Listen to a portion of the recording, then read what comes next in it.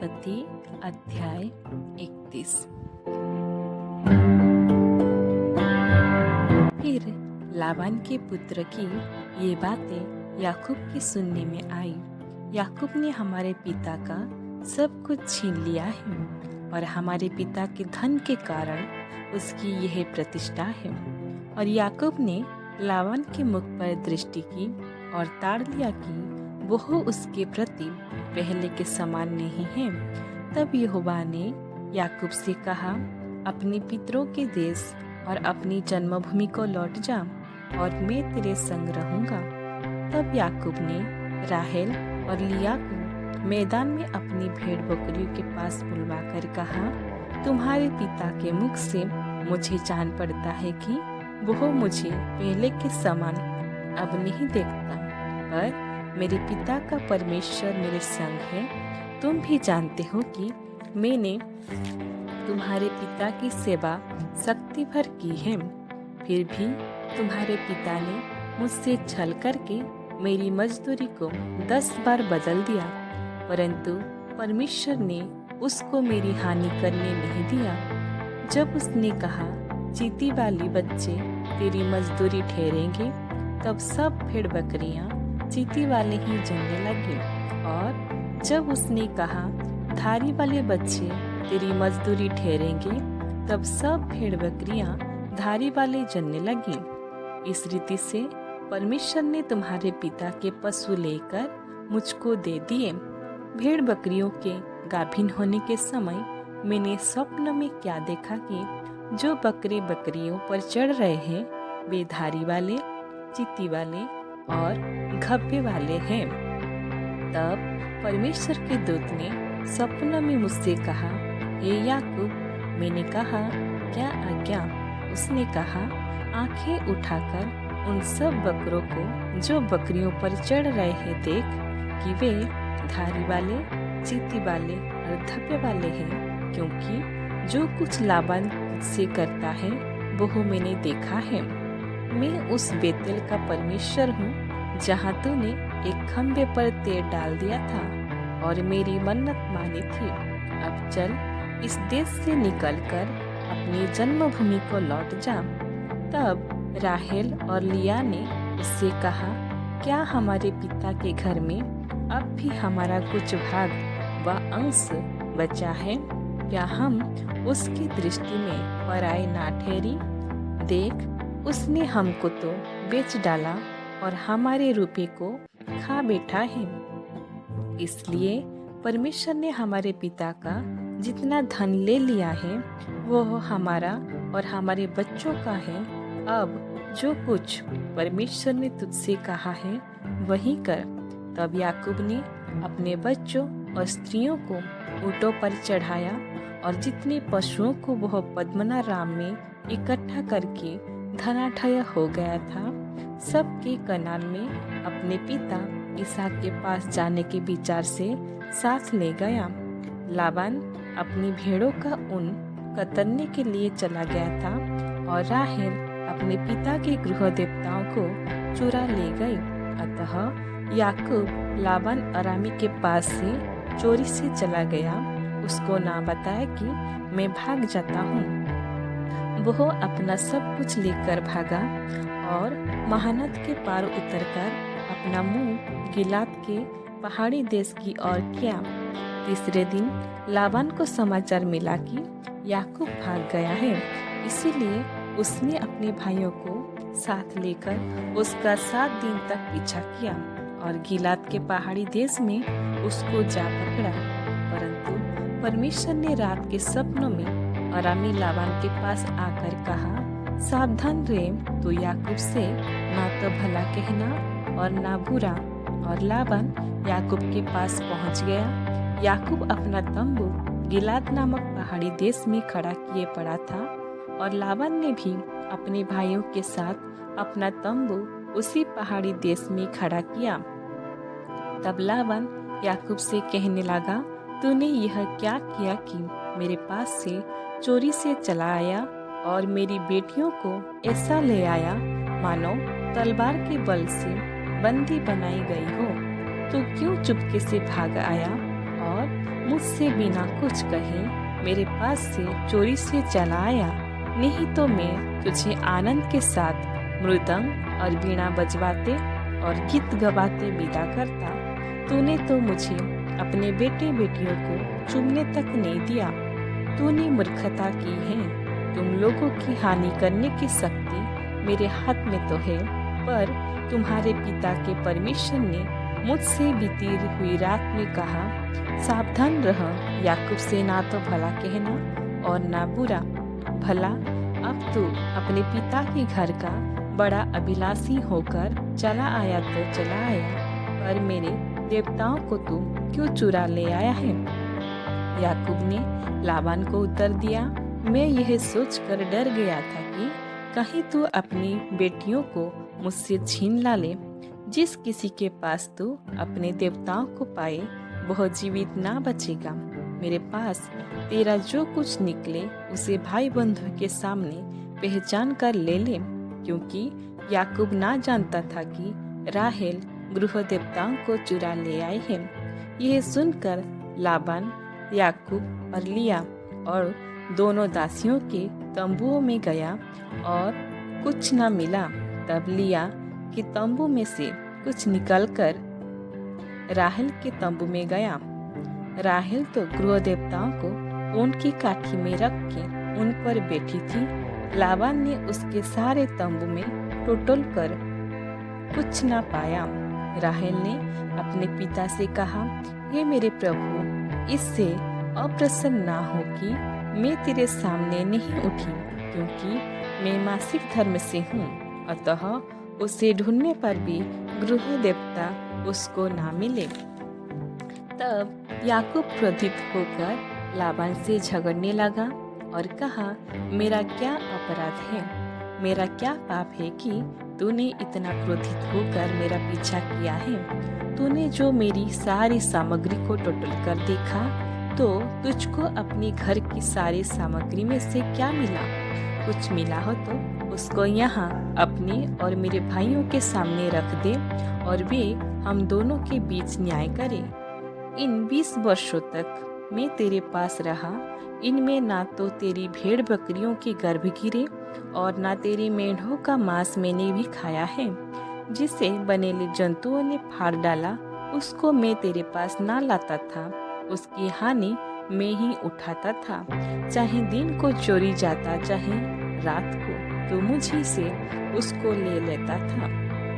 मेरी तो यह दशा थी कि दिन को तो घाम और रात को पाला मुझे खा गया और नींद मेरी आंखों से भाग जाती थी। 20 वर्ष तक मैं तेरे घर में रहा। 14 वर्ष तक मैंने तेरी दोनों बेटियां के लिए और 6 वर्ष तेरी भेड़ बकरियों के लिए सेवा की, और तूने मेरी मजदूरी को 10 बार बदल डाला। मेरे पिता का परमेश्वर अर्थात अब्राहम का परमेश्वर, जिसका भय इसहाक भी मानता था, यदि मेरी और ना होता तो निश्चय तू अब मुझे छूछे हाथ जाने देता। मेरे दुख और मेरे हाथों के परिश्रम को देखकर परमेश्वर ने बीती हुई रात में तुझे डांटा। लाबान ने याकूब से कहा, ये बेटियां तो मेरी ही हैं और ये बच्चे भी मेरे ही हैं और ये भेड़ बकरियां भी मेरा ही है, और जो कुछ तुझे देख पड़ता है वो सब मेरा ही है। परंतु अब मैं अपनी इन बेटियों और इनकी संतान से क्या कर सकता हूँ? अब आ, मैं और तू दोनों आपस में बाचा बांधे और वो मेरे और तेरे बीच साक्षी ठहरे। तब याकूब ने एक पत्थर लेकर उसका खंबा खड़ा किया। तब याकूब ने अपने भाई बंधुओं से कहा, पत्थर इकट्ठा करो। ये सुनकर उन्होंने पत्थर इकट्ठा करके एक ढेर लगाया और वही ढेर के पास उन्होंने भोजन किया। उस ढेर का नाम लाबान ने तो यज्र सहादू था, पर याकूब ने गिलियाद रखा। लाबान ने कहा, ये ढेर आज से मेरे और तेरे बीच साक्षी रहेगा। इस कारण उसका नाम गिलियाद रखा गया और मिचपा भी, क्योंकि उसने कहा, जब हम एक दूसरे से दूर रहें तब यहोवा मेरी और तेरी देखभाल करता रहे। यदि तू मेरी बेटियों को दुख दे या उनके सिवाय और स्त्रियां बिहाले तब हमारे साथ कोई मनुष्य तो ना रहेगा, पर देख, मेरे तेरे बीच में परमेश्वर साक्षी रहेगा। फिर लाबान ने याकूब से कहा, इस ढेर को देख और इस खम्भे को भी देख, जिनको मैंने अपने और तेरे बीच में खड़ा किया है। ये ढेर और ये खम्भा दोनों इस बात के साक्षी रहे कि हानि करने के विचार से ना तो मैं इस ढेर की पार करके तेरे पास जाऊंगा, और ना तू इस ढेर और इस खम्भे को पार करके मेरे पास आएगा। अब्राहम और नाहोर और उनके पिता तीनों का जो परमेश्वर है, वही हम दोनों के बीच न्याय करे। तब याकूब ने उसकी शपथ खाई, जिसका भय उसका पिता इसहाक मानता था। और याकूब ने उस पहाड़ पर मेलबलि चढ़ाया और अपने भाई बंधुओं को भोजन करने के लिए बुलाया। तब उन्होंने भोजन करके पहाड़ पर रात बिताई। भोर को लाबान उठा और अपने बेटे बेटियों को चूमकर और आशीर्वाद देकर चल दिया और अपने स्थान को लौट गया। ईश्वर इस वचन से हम सभी को आशीष दे। आमीन। अगर आप लोगों को मेरा ये ऑडियो वीडियो अच्छा लगता है तो प्रभु की महिमा के लिए एक लाइक, शेयर, कमेंट और सब्सक्राइब जरूर कीजिए। Thank you. उत्पत्ति अध्याय 32।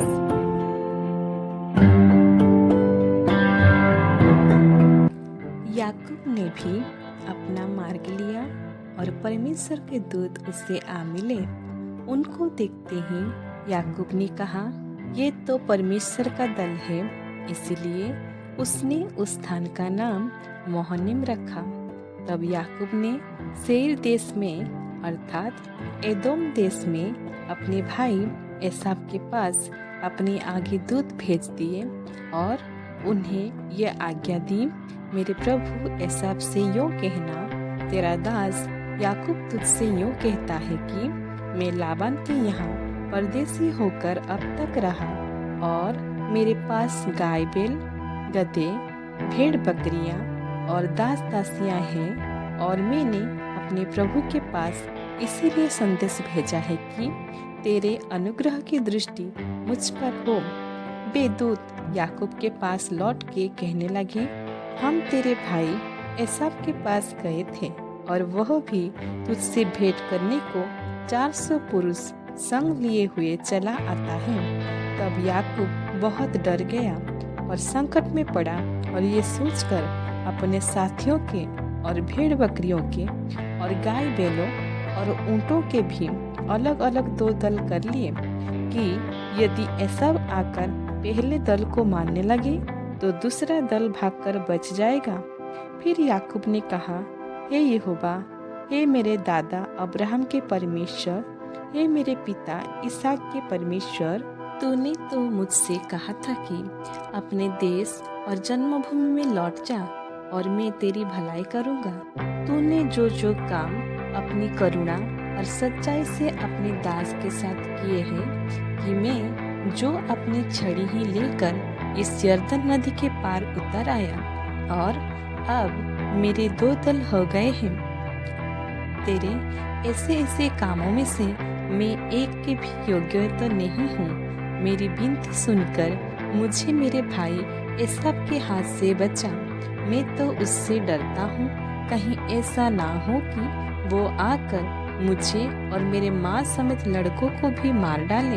तूने तो कहा है कि मैं निश्चय तेरी भलाई करूँगा और तेरे वंश को समुद्र की बालू के किनकों के समान बहुत करूँगा, जो बहुतायत के मारे गिने नहीं जा सकते। उसने उस दिन रात वहीं बिताई और जो कुछ उसके पास था उसमें से अपने भाई एसाव की भेंट के लिए छांट छांट कर निकाला, अर्थात 200 बकरियां और 20 बकरे और 200 भेड़े और 20 मेढ़े और बच्चों समेत दूध देने वाली 30 ऊँटनियाँ और 40 गाय और 10 बैल और 20 गधियाँ और उनके 10 बच्चे।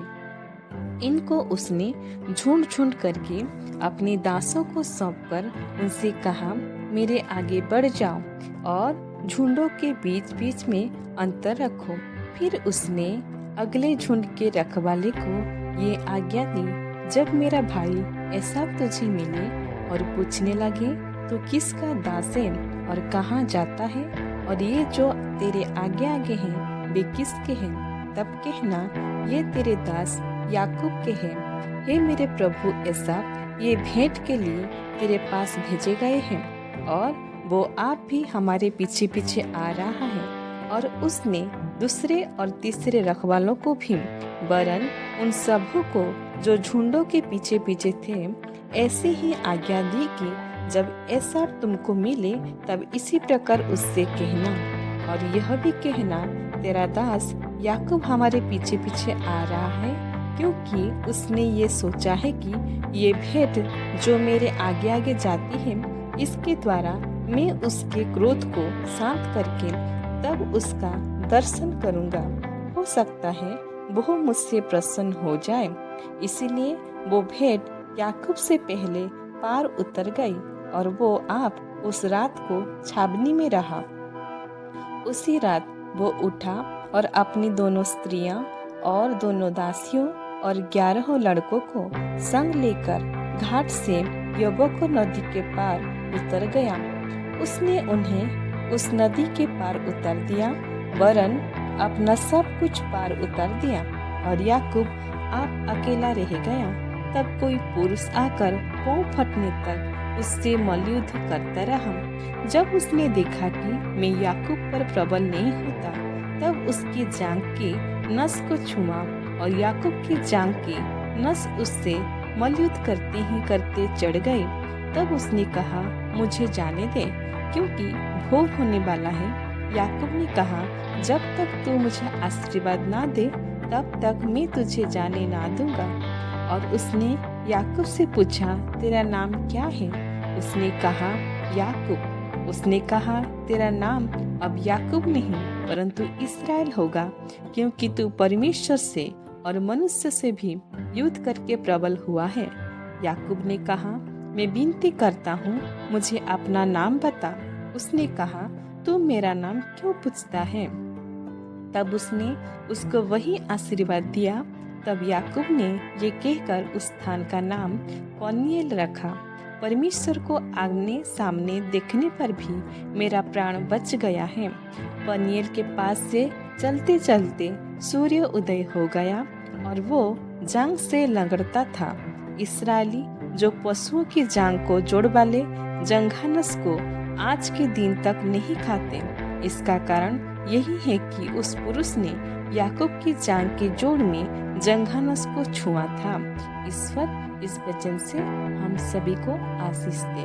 आमीन। उत्पत्ति अध्याय 33।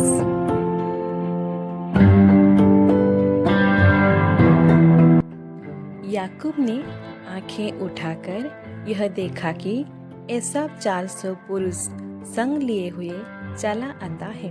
तब उसने बच्चों को अलग अलग बांटकर लिया और राहेल और दोनों दासियों को सौंप दिया, और उसने सबसे आगे लड़कों समेत दासियों को, उसके पीछे लड़कों समेत लिया को, और सबके पीछे राहेल और यूसुफ को रखा।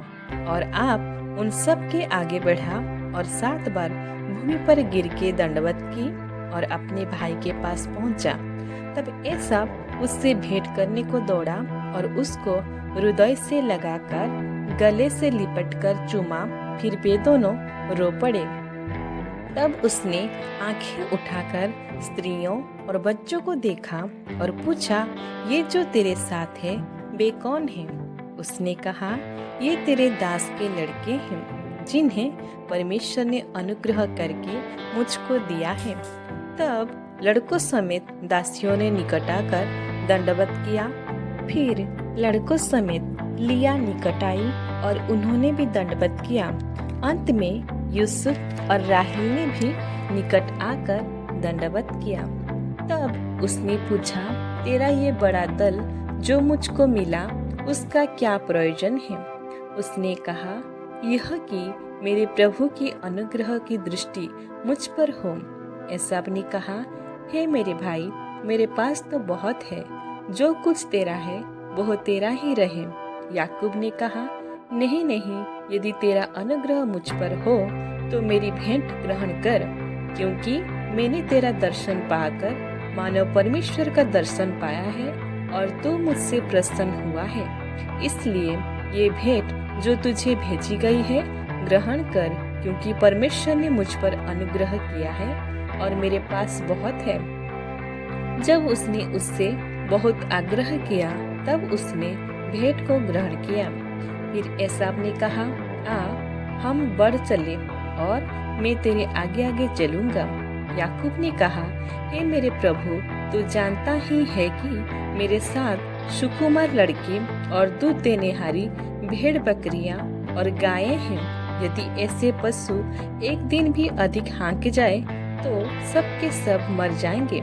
इसलिए मेरा प्रभु अपने दास के आगे बढ़ जाए और मैं इन पशुओं की गति के अनुसार जो मेरे आगे हैं और बच्चों की गति के अनुसार धीरे धीरे चलकर सेईर में अपने प्रभु के पास पहुंचूंगा। एसाव ने कहा, तो अपने साथियों में से मैं कोई एक तेरे साथ छोड़ जाऊं। उसने कहा, यह क्यों? इतना ही बहुत है कि मेरे प्रभु के अनुग्रह की दृष्टि मुझ पर बनी रहे। तब एसाव ने उसी दिन सेईर जाने को अपना मार्ग लिया, परंतु याकूब वहां से निकलकर सुक्कत को गया और वहां अपने लिए एक घर और पशुओं के लिए झोपड़े बनाए। इसी कारण उस स्थान का नाम सुक्कत पड़ा। याकूब जब पद्मनाराम से आया था, उसने कनान देश के शकेम नगर के पास कुशल क्षेम से पहुंचकर नगर के सामने डेरे खड़े किए और भूमि के जिस खंड पर उसने अपना तंबू खड़ा किया उसको उसने शकेम के पिता हमारे के पुत्र के हाथ से 100 कसीतों में मोल लिया। वहां उसने एक वेदी बनाकर उसका नाम एलो एलोहे इस्राएल रखा। ईश्वर इस वचन से हम सभी को आशीष दे। आमीन। उत्पत्ति अध्याय 34।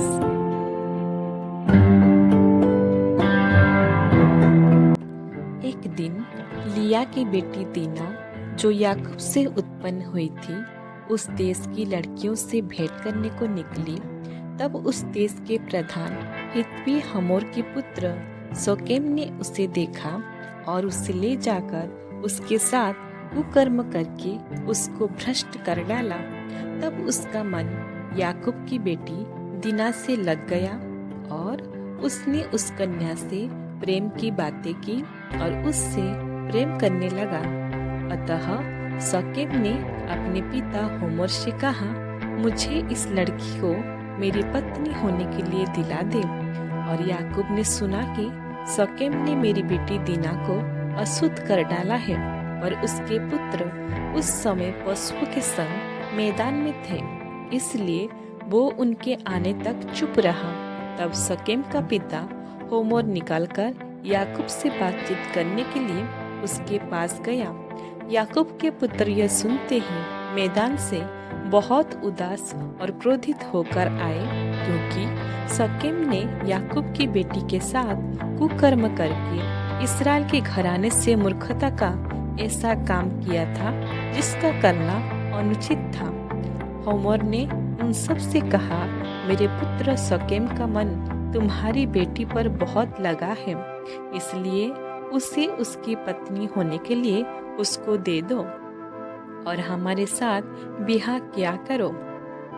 अपनी बेटियां हमको दिया करो और हमारी बेटियां को आप लिया करो। हमारे संग बसे रहो और ये देश तुम्हारे सामने पड़ा है, इसमें रहकर लेन देन करो और इसकी भूमि को अपने लिए ले लो। शकेम ने भी दीना के पिता और भाइयों से कहा, यदि मुझ पर तुम लोगों की अनुग्रह की दृष्टि हो तो जो कुछ तुम मुझसे कहो वह मैं दूंगा। तुम मुझसे कितना भी मूल्य या बदला क्यों न मांगो तो भी मैं तुम्हारे कहे के अनुसार दूंगा, परंतु उस कन्या को पत्नी होने के लिए मुझे दो। तब ये सोच करके शकेम ने हमारी बहन दीना को अशुद्ध किया है।